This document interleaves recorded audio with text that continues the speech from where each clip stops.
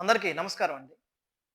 రాష్ట్రంలో ఎన్‌డీఏ అధికారంలోకి వచ్చిన తర్వాత పవన్ కళ్యాణ్ వైఖరి ఎలా ఉంది? ఇప్పుడు బీజేపీ పట్ల తన వైఖరి ఎలా ఉంది? అలాగే బీజేపీ పవన్ కళ్యాణ్ పట్ల గతంలో ఎంత ఎంత ప్రేమ అభిమానం చూపెట్టింది.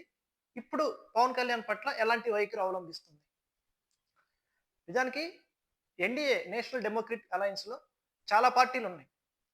టీడీపీ గాని, జనసేన గాని, జేడీయూ గాని, జేడీఎస్ గాని, ఎన్‌సీపీ గాని, శివసేన వర్గంలోని ఓ పార్టీ గాని, ఇలా చాలా పార్టీలున్నాయి. కానీ ఎవరికి ఇవ్వని ప్రాధాన్యత నరేంద్ర మోడీ, పవన్ కళ్యాణ్‌కి ఇచ్చారు.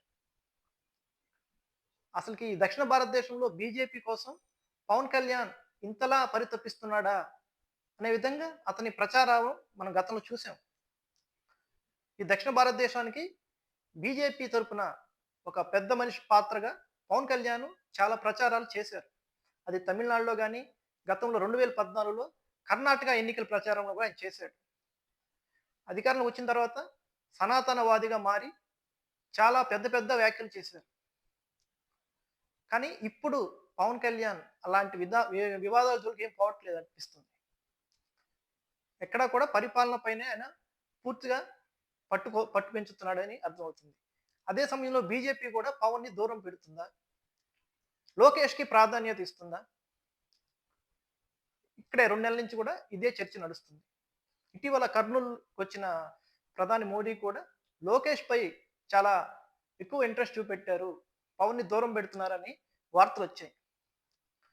మొన్న ఇప్పుడు బీహార్ ఎన్నికలకి ప్రచారానికి లోకేష్ వెళ్లారు. అక్కడ మీడియా సమావేశంలో జస్ట్ ఎన్‌డీఏకి మద్దతు తెలపటానికి లోకేష్‌ని పిలిచారు. పవన్ కళ్యాణ్‌ని కాదని లోకేష్‌ని పిలవటంపై చాలా అనుమానాలున్నాయి. అందుకే లోకేష్‌కి చాలా ప్రాధాన్యత ఇస్తున్నారు. అదే విధంగా పవన్ కళ్యాణ్‌ని ఎందుకు దూరం పెడుతున్నారు? పవన్ కళ్యాణ్ చేసిన ప్రధాన వ్యాఖ్యలేమిటి? నరేంద్ర మోడీ ముందే 15 ఏళ్ళు ఈ పొత్తు కొనసాగుతుంది. 15 ఏళ్ళు ఎవరు ఎన్ని కష్టాలు పడ్డా, మన మీద ఎన్ని ప్రచారాలొచ్చినా కానీ, 15 ఏళ్ళు మనం కలిసుందామని మోడీ ముందు చెప్పటమే పవన్ చేసిన నేరమా? అసలకి బీజేపీ తోటి ఏ పార్టీ ఎప్పుడు పొత్తులో ఉంటుందో ఎవరు చెప్పలేరు. ఇప్పుడు జేడీఎస్ గాని కర్ణాటకలో 2018 ఎన్నికల్లో జేడీఎస్ అక్కడ ముఖ్యమంత్రి కుమారస్వామి.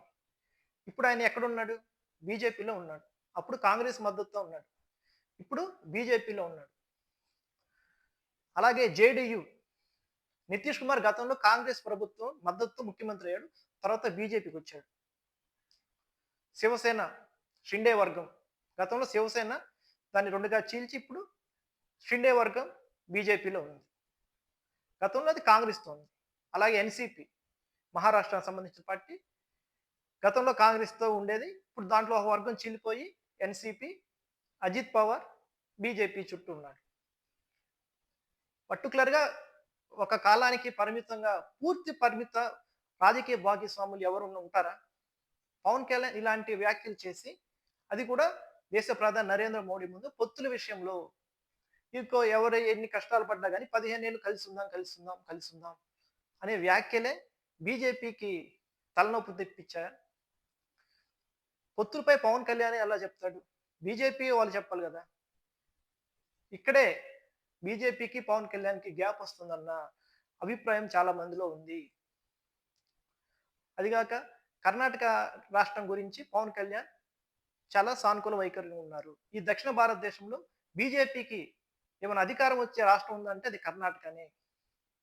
ఆ కర్ణాటకపై మంత్రి నారా లోకేష్ అక్కడ సాఫ్ట్‌వేర్ రంగాన్ని తక్కువ చేసి మాట్లాడటం, ఆంధ్రాలో ఎక్కువ డెవలప్‌మెంట్ అవకాశం ఉందని చెప్పటం, ఇయన్నీ కూడా ఆ కర్ణాటకలో కాంగ్రెస్ ప్రభుత్వాన్ని దెబ్బతీయటానికి చేసే ప్రయత్నాలు. ఇలాంటి ప్రయత్నాలు పవన్ కళ్యాణ్ ఎక్కడ చేయలేదు.